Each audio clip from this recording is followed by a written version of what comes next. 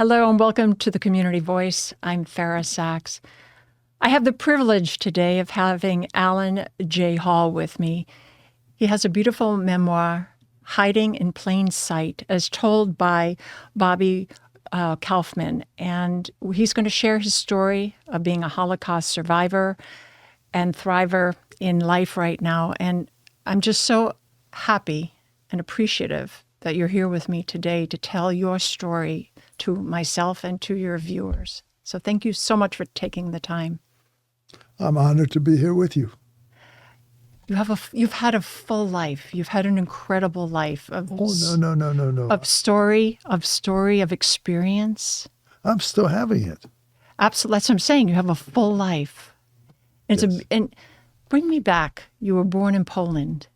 Talk to me about your, as you say, your charmed life that you had growing up and how things changed. I was born in 1935, and everything was terrific. Everything was wonderful. We would vacation in summertime at the seashore. Wintertime, we were in the mountains. And my dad was an insurance executive. My mom was a professional violinist. I had a grandfather down the street, and an aunt. So for me, I lived really a perfect life. And I noticed in 1939, September, my parents arguing. And essentially my dad wanted to go back to where they were born, which was in Lvov. It's now Ukraine. It's called Lviv. And my mother wanted to stay in Krakow because she thought it was a wonderful place. And that was the essence of the argument. It was resolved by my dad grabbing me by the arm and started dragging me out the door. She screamed, "What are you doing? What are you doing?" He says, "I can't force you to come, but the boy and I was the only child, we're going to Lvov." And of course, that made the decision right there. And the only nasty thing that my dad ever did or said to my mother, she said, "Well, only let me say goodbye to my parents or and my sister." And he said, "No, you can't. We're leaving right now." That saved our lives. But when we did arrive in Lvov, she wrote a letter to her sister, to her mother, to her dad, to her cousins. Not one letter was ever returned. Not one letter was ever answered. And when she went to her grave in 1993 here in the United States, and she never knew why. And I'm so pleased that she did not know, because Lori and I, my wife and I, went back to Krakow and found out what happened. When the Germans got control of Krakow, the first thing that they did is they rounded up the Jews, put them in Plaszow, which is a concentration camp right at the edge of Krakow, and either worked them there to death or beat them to death or whatever. And those that managed to survive then wound up in Auschwitz to be killed there. And your story is different than most Holocaust stories because you were not in a concentration camp. You ran, you fled. And talk about that.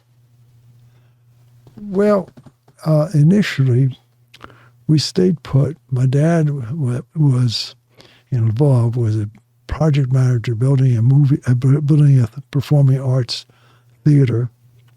And when the Nazis took over, they just placed a German over him who ate and drank and didn't do much.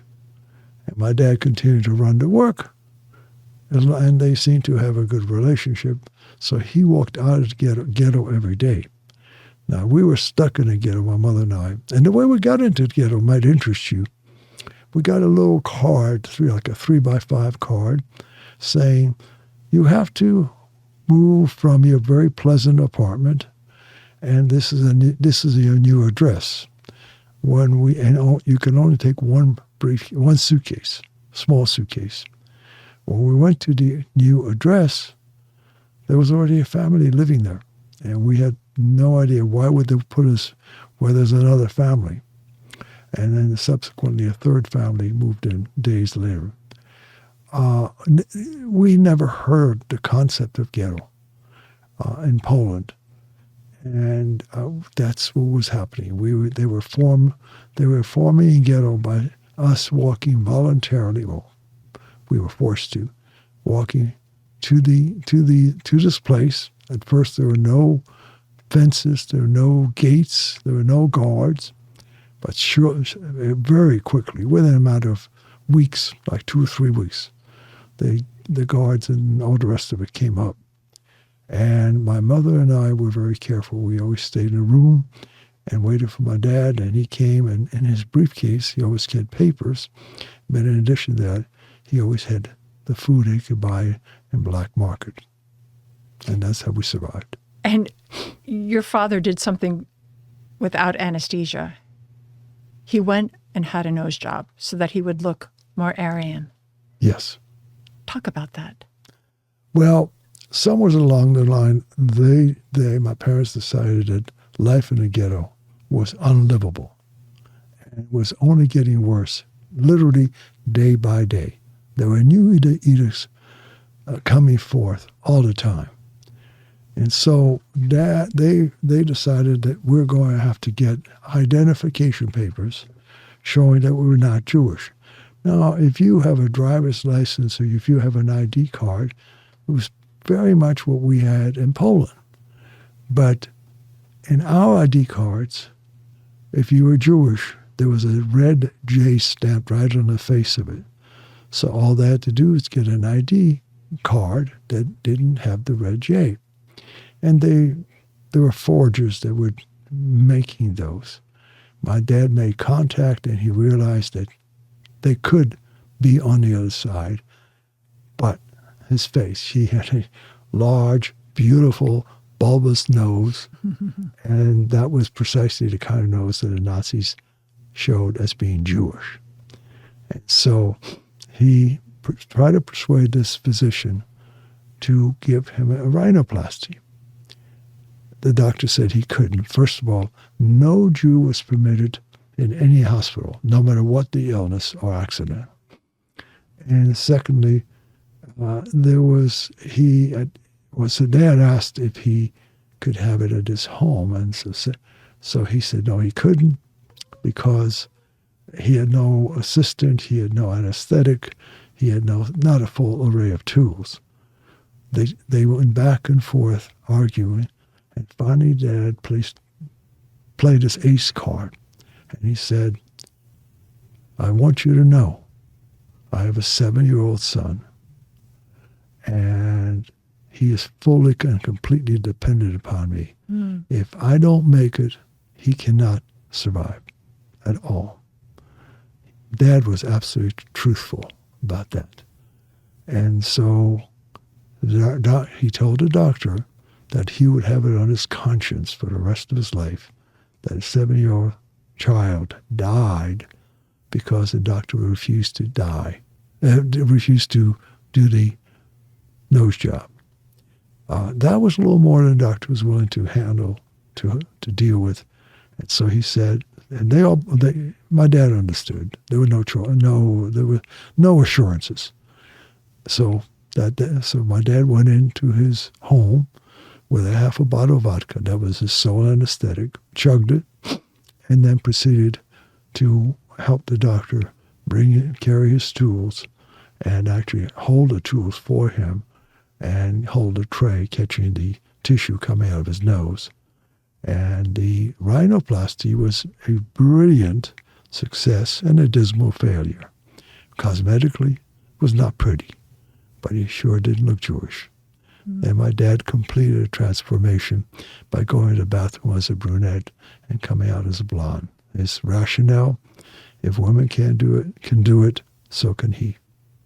What was that like for your mother? Do you remember anything? Do you remember having any essence at all of what her face, what she might have been feeling, or what she was, or how she approached both? Because it seemed like I read this memoir twice, and there was a lot of distancing. You all distanced yourself from each other a lot, so that your father wouldn't get caught and that you would survive.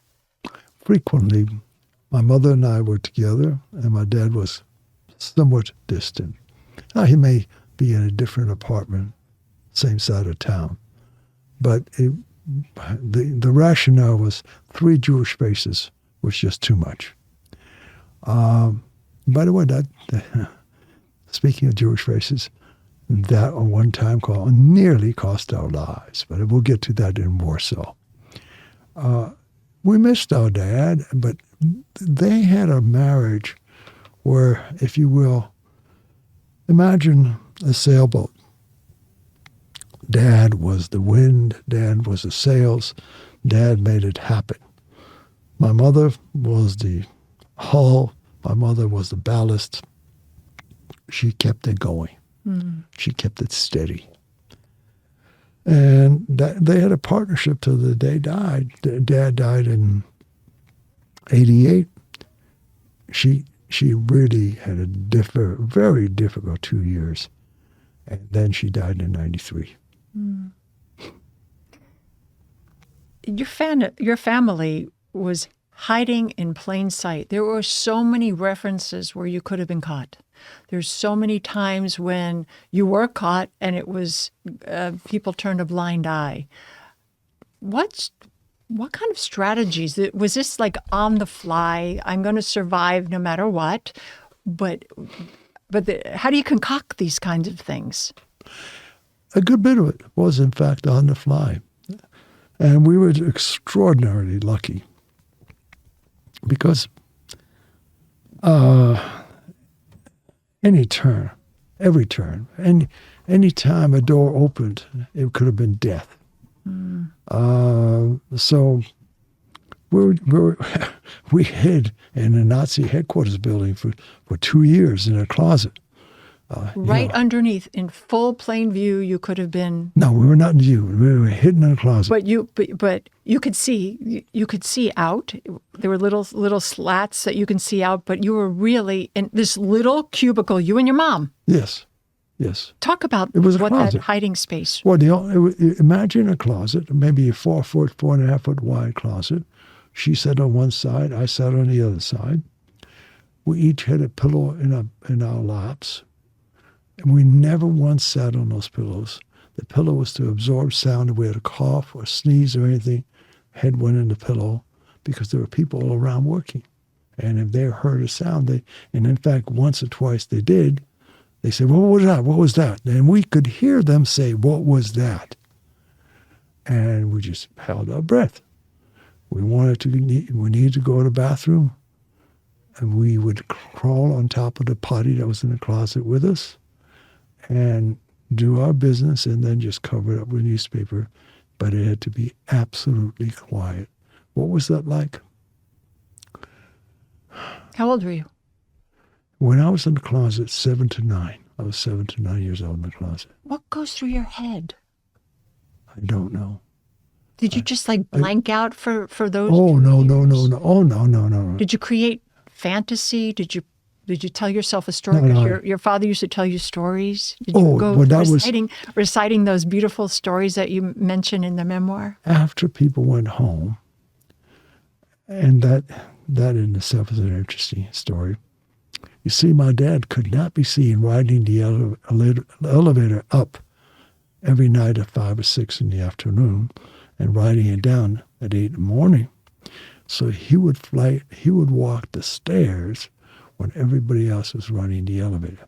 So he would wait until 6 o'clock, 7 o'clock, and he would walk up the stairs, even though he had this face that was not Jewish, not to gain anybody's attention. And in the morning, people came to work at 8. He left at 7:30.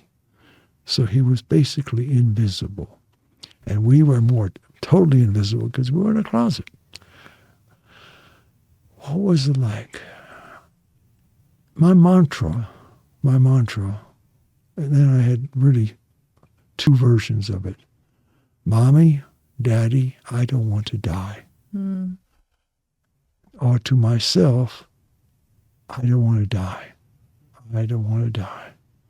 I don't want to die. I don't want to die.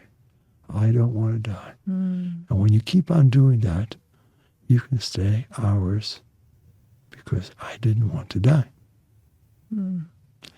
And what sometimes youngsters, when I speak to them, say, well, how did you feel?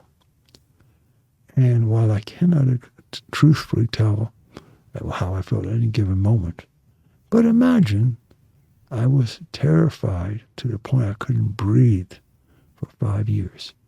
I can't speak for my mother and dad, but I think for them it must have been more difficult. Did you talk about it afterwards?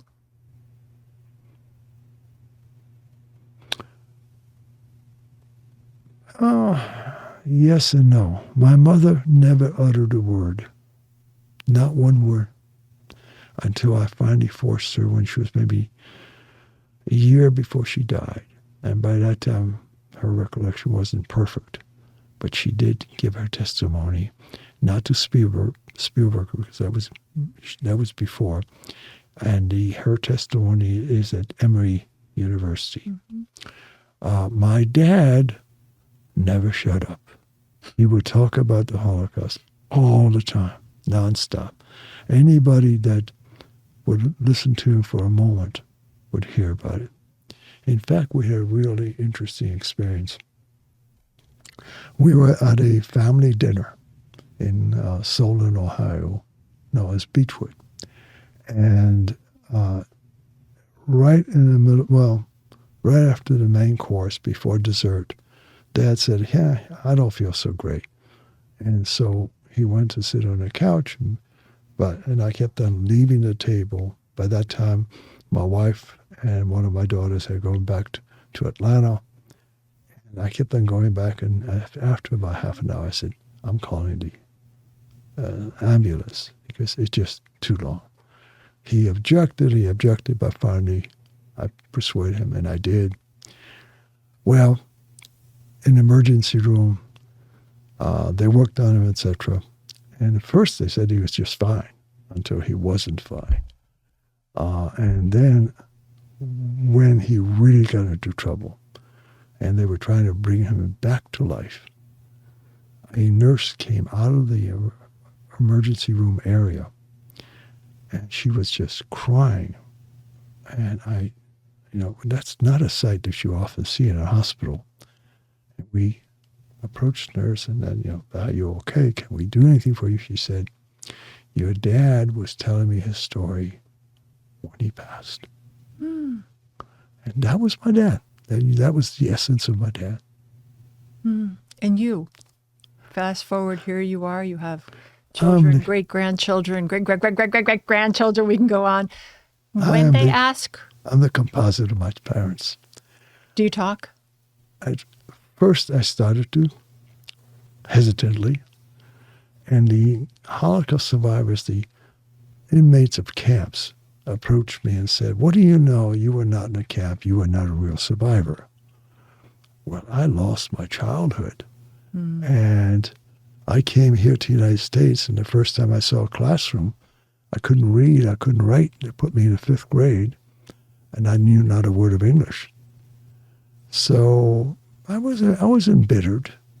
But before we go there, can you tell me, let's talk about your brother. No, but I say we're in a moment, because it all fits together. Oh, good. I'm glad we're on the same page. Yeah, I said.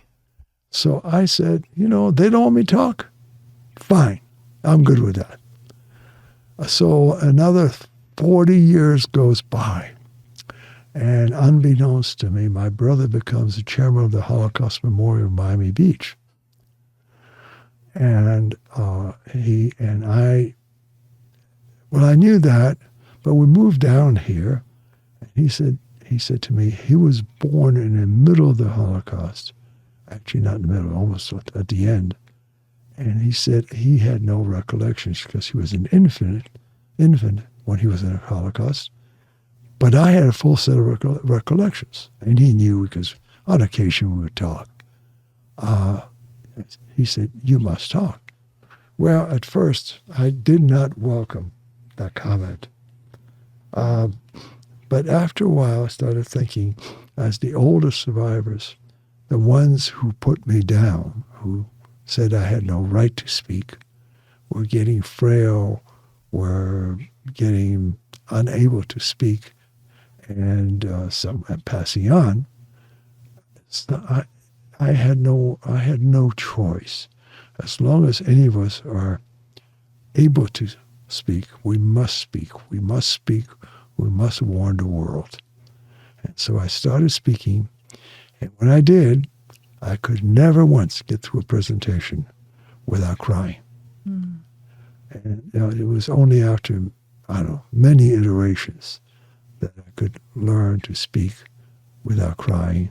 And now that's basically what I do, because I'm fully retired. You cry. You cried then. Absolutely, yes. Were you crying for the loss? Were you crying for, I'm not going to die, I'm not going to die, I'm not going to die? That memory back in the closet. What was the tears for? From? I was dying for the loss of my childhood. Mm. I was crying for the loss of the 1.5 million children that were murdered. I was crying for the loss of 6 million people that were murdered. I was crying for the loss of my entire maternal family. I was crying, I was crying, I was crying. I could never cry enough. Mm.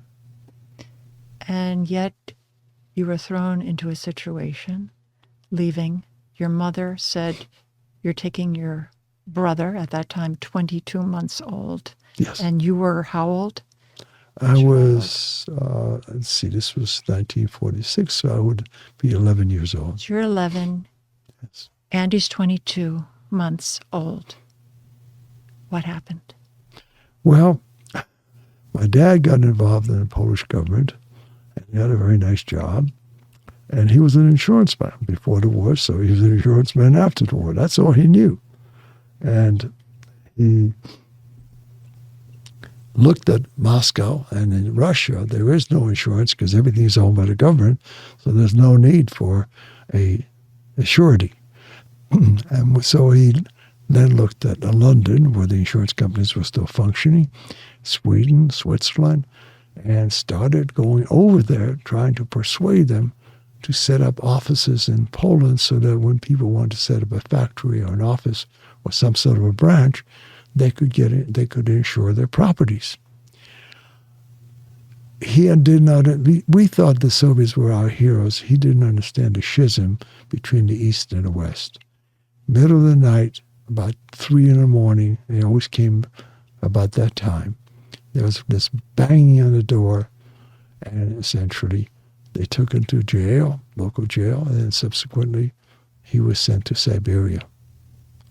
And so my mother knew that they were going to send the rest of their family to Siberia in time once he settled there. And so they put my 22-month brother on my back and said, go through DP camps, one after the other, after the third, to northern Italy, and I'm blanking out the name of the port. And from there, the ships went to Palestine, and hopefully Andy and I would make it. My brother's name was Andy, would make it to Palestine. This was 1946. And yes, 1946. We walked through Poland, Czechoslovakia, and and parts of Austria. And he got very sick. He got measles in south of Vienna, in Baden. And they put him in a hospital, and they would not release him out because he was so malnourished. I was not going to abandon my brother. And so I waited and waited. Meanwhile, the Polish underground helped my dad break out of prison and got him and my mom together. They wound up in Paris, started to look for us. I was an expert in evasion. And so I thought I was being very clever because I changed my name every time I went to a different camp, and I figured nobody could follow me. Well, my parents very quickly figured out what I was doing. And one thing that I could not change is our comparative size and ages. And so they started looking for two children, one about 2 years old and one about 11, going, and I knew the route that I was going to follow, and that's how they found us. Wow. That's like divine Oh, providence. well, when I saw the vehicle come across the ridge, and it was a military vehicle, and I saw the back door open, and saw my parents coming out. Believe it or not, I wasn't all that happy at this point because I had been on my own for about 3 or 4 months. Nobody was telling me what to do. I was eating, I was sleeping, all was fine. I was just waiting for my brother to go to Palestine because I wanted to go to Palestine.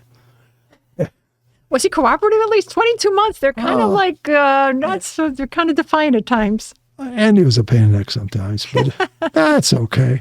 That was his job. No, he was fine. It was all good. So after let's talk what happened from there, how you got to Miami Beach. Oh, well, we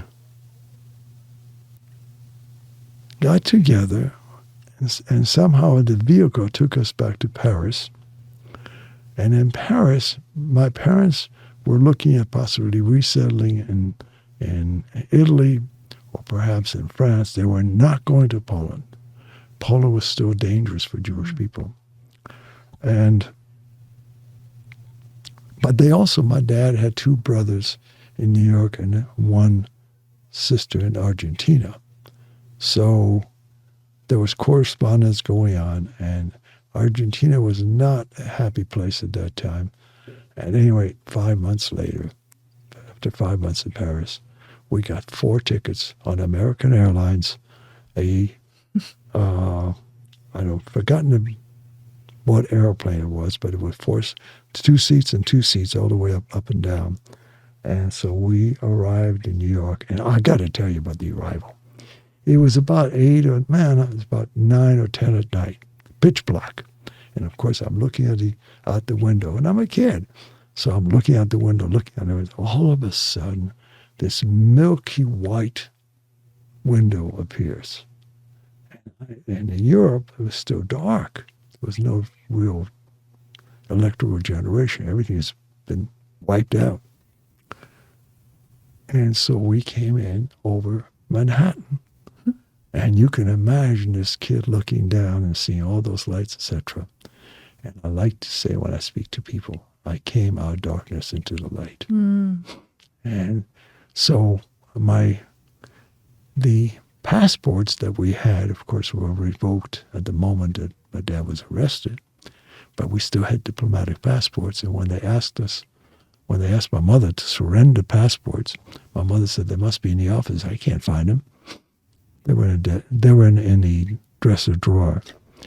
And so we had these diplomatic-looking passports. This is 1947, January, and before computers ever common, so they couldn't check the validity of their passports. So they had no choice but to let us in. We were 4 diplomats, and they let us in with some trepidation because we could see their hesitation. Apparently, we did not look like the typical diplomats coming in. And we were picked up by our 2 uncles. One of them bought a house in Newburgh, New York, in the country, just for us to have a place to live. And that's where we were for the next 5 years. And you can imagine, well, maybe you can't imagine, this kid in long stockings, short pants, middle of the winter, knee-high boots with a jacket, coming to school. I was an instant sensation. And I didn't speak a word of English. I had no idea what the kids were saying. But I was very, very lucky because the principal said, anybody makes fun of this boy spends a day with me in the office.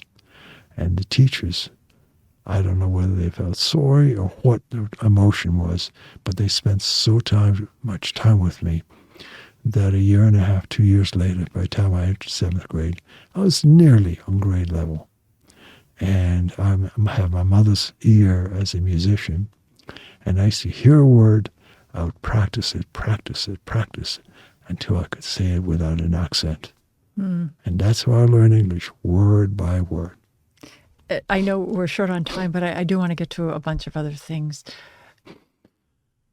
For a man that didn't speak, or a young boy that didn't speak English, you did pretty dang good, huh? You got your doctorate in law. You became a professor. And now you're a retired professor. You did a lot with your life professionally, coming from those humble beginnings. I would like to say some people can't keep a job. I can't keep a profession. So I started in architecture, did not have the proper line quality or lettering, wound up taking a course in construction management, then was called building construction, and built in Miami Beach, in Miami, and then Orlando. Got tired of that and had a little bit of money for the first time in my life and went to law school just to see what it was like. Never intended to practice law. Felt in love with the law. Practiced that for 20-some-odd years. Married my second wife was a lawyer. Married a lawyer. She urged me to do whatever I wanted to. I love teaching. I love learning, and teaching is learning, learning is teaching. And so did that for 17 years, very happily. And then I was truly blessed. We have 3 magnificent, wonderful, bright daughters, and then we have 4 grandchildren. Each one's better than the next. The older 2 are graduates of Harvard, and the only girl of the 4 grandchildren, is also a graduate of Yale Law School. Her first job was in the White House. And so I think what I love to say is, don't sell the illegal short. I was an illegal. I've done reasonably well, and my granddaughter is a lawyer in the White House. That was one of the questions I was going to ask you. You came to the States illegally, Yes. the country. What do you feel about now, what you're seeing with illegal immigration? And how do you wrap your head around that? And how does it differ from when you were making that passage to the illegals right now? I would like to cry, because imagine what it takes for a person to walk thousands of miles. Imagine what does it take for a mother to put a teenager, boy or girl, by themselves walking north? What is the causation? And now we're saying we're sending them back to whatever hellhole they came from, not asking what would happen there. I have no idea what's happened to America or to us Americans. How callous have we become? What do I think? I'm aggrieved. I just want to cry. Second part of this is anti-Semitism. Anti-Semitism that you experienced firsthand as a young boy of 4 years old, and a man that's almost 90 now. What you're experiencing, what you're seeing on the college's campuses throughout our states, October 7th in Israel. Well, I think any anti-Semitism is dangerous. None of it can be justified. The anti-Semitism that I saw in Europe back then and today here or anywhere in the world, it's really quite different, because the anti-Semitism back then came down from the church, came down from the government, came from the top down, and the people bought it. The anti-Semitism today is bubbling up through the internet from the common people. So it's quite different, although I don't minimize the risk. I understand the difference of it, but I think what we have not been very good at is figuring out how to counteract the anti-Semitism effectively. In my opinion, and I'm too old, I don't understand the various media, but I would go into wherever there's an anti-Semitic word, I would go with a counter message so that there are always counter messages. And I don't claim to be knowledgeable, not at all. But I think we have to fight it much more vigorously than we're doing it now. Because it will spread. There's no question about it. And it baffles me why it has continued for 2,000 years. And there seems to be for a moment I thought that it was going to abate. But I don't see any evidence of that. Any parting messages? Yes. What you have heard is a man, an old man, who has spent years in psychotherapy and who's not ashamed of it at all. And there are so many other people that have a need for help. And I think, please don't worry about the stigma. There is no stigma. Get yourself well. With the help of psychotherapy, I've been successful in building a family. I've been successful in getting an education. I've been successful in building a career. I've been successful in many ways. So psychotherapy, I very strongly encourage everybody who's depressed, down, etc. If you're down for more than a few days, get help. And whether it's a preacher or a psychologist or a psychiatrist or a social worker, get help. The other lesson that I've learned from firsthand in a schoolyard, when you see a bully of any sort anywhere, resist immediately in whatever way you can. If you can get a group of friends to resist that bully, because bullies, by the way, are not courageous. If you put up a wall against them, they will shrink and go away. But always resist if you can. If you have to get authority to do that, authorities will generally help you.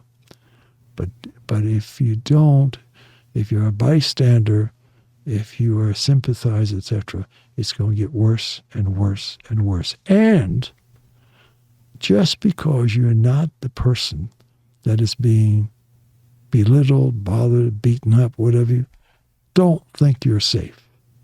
Because in my opinion, in my observation, you are next.